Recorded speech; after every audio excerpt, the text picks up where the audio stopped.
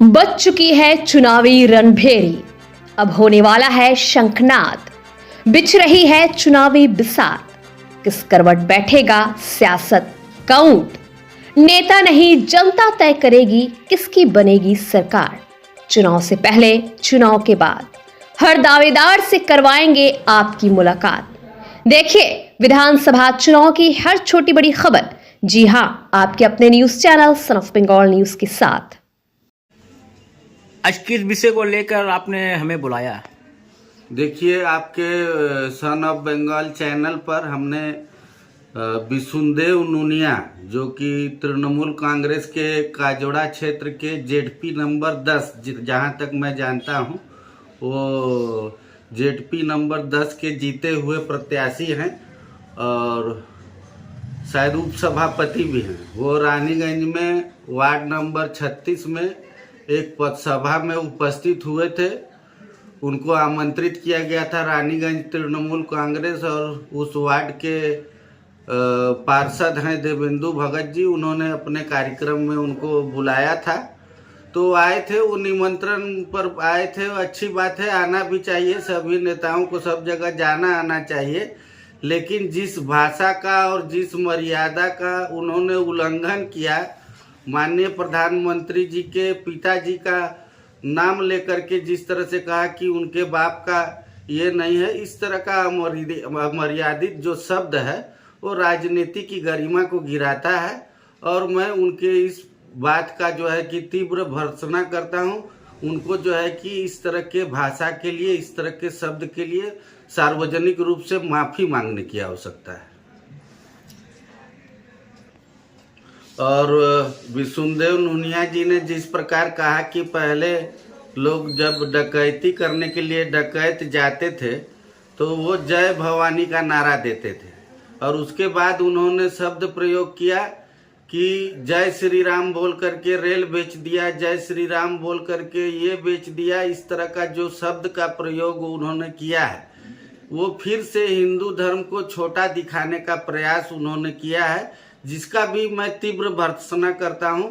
और ये लोग जिस दल से और जिस व्यवस्था से आते हैं, इनसे कोई उचित उम्मीद करना भी ठीक नहीं है। ये जो संस्कार ही इनको मिला है, ये गलत संस्कार है। और जहां तक मैं जानता हूं, ये पहले communist party of India CPM में थे, और जब 2011 में बंगाल में परिवर्तन जब आया, तृणमूल कांग्रेस की सरकार बनी, तो फिर जब उसके बाद पंचायत का चुनाव आने वाला था, तो समय की मांग को देखते हुए सीपीएम की सरकार चली गई थी। अपने अवसरवाद को साधने के लिए, अपने व्यवसाय को और रोजगार को चलाने के लिए ये लोग सीपीएम छोड़ करके तृणमूल में आ गए। तो ये लोग तो दल बदलू नेता हैं। आज इनका सिद्धांत कुछ है, कल कुछ था, हो सकता है आगे कुछ और रहे।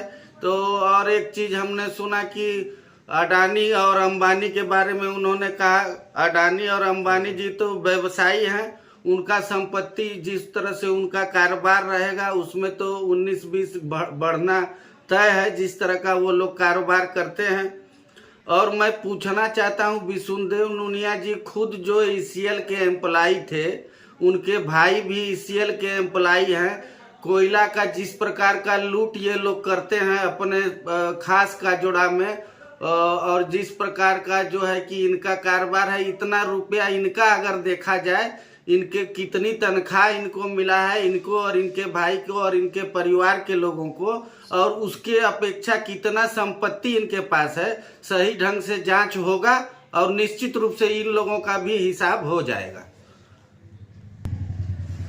और जिस प्रकार से एक बात और उन्होंने कहा कि सारा जो व्यवस्था पश्चिम बंगाल में जो हो रहा है वो सिर्फ मुख्यमंत्री ममता बनर्जी के ही देन पर हो रहा है, ये सरासर गलत है। और उन्होंने एक बात और भी कहा कि 2000 करोड़ रुपया या कुछ रुपया जो है कि केंद्र सरकार ने रोक दिया। मैं आपको बताना चाहता हूं कि 2014 में भारतीय जनता पार्टी की सरकार दिल्ली में बनने के बाद, केंद्र में बनने के बाद, किसी राज्य के साथ कोई भेदभाव नहीं हुआ और पश्चिम बंगाल को हजारों हजार करोड़ रुपया दिया गया है। बल्कि पश्चिम बंगाल के तृणमूल कांग्रेस के नेताओं ने उसको सही ढंग से जनता के पास न पहुंचने दे करके और उस सभी रुपयों में केंद्र के द्वारा दिए गए सारी व्यवस्थाओं में लूट किया है, जिसका परिणाम इनके बड़े बड़े नेता जो है कि जेल में है। और ये सिर्फ कहने की बात नहीं है, इनके जो शिक्षा मंत्री थे पार्थो चटर्जी, उनकी बांधवी के घर से उनका कितना रुपया मिला कि गिनने के लिए मशीन लगाना पड़ा। और सारे बंगाल के पूरे देश और दुनिया की जनता ने इनका भ्रष्टाचार देखा है। कहने का मतलब तात्पर्य हमारा यह है कि जब दिया बुझने वाला रहता है तो वो बहुत फड़फड़ाता है। अब इन लोगों की फड़फड़ाहट चालू हो गई है क्योंकि इनका दिया अब बुझने वाला है। और मैं ये कहना चाहता हूँ, जिस प्रकार से वो विष्णुदेव नुनिया जी लोगों को बरगलाने के लिए ये बोल रहे थे कि बीजेपी के लोग कानाफूसी करते हैं कि हिंदू वोट तो रह जाएगा, मियाँ वोट कट जाएगा, तो मैं उनको कहना चाहता हूँ कि जो मतदाता मर गए अब इस दुनिया में नहीं है, उनका नाम बाद चला गया। जो मतदाता अब उस बूथ पर नहीं रहते, दूसरे बूथ के मतदाता हो गए, उनका नाम कट गया। जो लोग इस देश के नागरिक हैं, चाहे वो हिंदू, मुसलमान, सिख, ईसाई कोई भी हो, उन सभी का नाम वोटर तालिका में रहेगा। हाँ, डरने का विषय उन घुसपैठियों के लिए है जो कि इस देश के नागरिक नहीं थे, दूसरे देश चाहे बांग्लादेश चाहे म्यांमार से आए हैं। तो निश्चित रूप से ये देश कोई धर्मशाला नहीं है जो बांग्लादेश या म्यांमार से गलत ढंग से अनुप्रवेश किया है भारत में। और यहाँ की मौजूदा तृणमूल कांग्रेस की सरकार या पूर्व की सीपीएम की सरकार ने गलत ढंग से अनैतिक तरीके से उनका नाम वोटर लिस्ट में जुड़वा दिया है। तो उनका नाम काटने का काम चुनाव आयोग करेगा और ये काम किसी पॉलिटिकल पार्टी का नहीं है, ये जो है चुनाव आयोग काम कर रहा है। इसमें किसी पार्टी को बीच में खींचना गलत है। चुनाव आयोग के ऊपर अंगुली उठाने जैसा काम ये कर रहा है। आपका नाम? मेरा नाम शमशेर सिंह, मैं रानीगंज मंडल 1 भारतीय जनता पार्टी का अध्यक्ष। सन ऑफ बंगाल के माध्यम से हर खबर आप तक सबसे पहले पहुंचाई जाती है। सन ऑफ बंगाल जहां यूट्यूब, फेसबुक और वेबसाइट हर जगह पे, हमारे यूट्यूब पे आप देखिए सन ऑफ बंगाल की खबरें। इसके अलावा सब्सक्राइब कीजिए, फेसबुक पे जाइए, फेसबुक पेज को फॉलो कीजिए। इसके अलावा हमारे वेबसाइट पर भी जाकर आप देख सकते हैं हर तरह की खबरें सबसे पहले। जी हाँ, हमारा वेबसाइट है www.sonofbengal.in। धन्यवाद।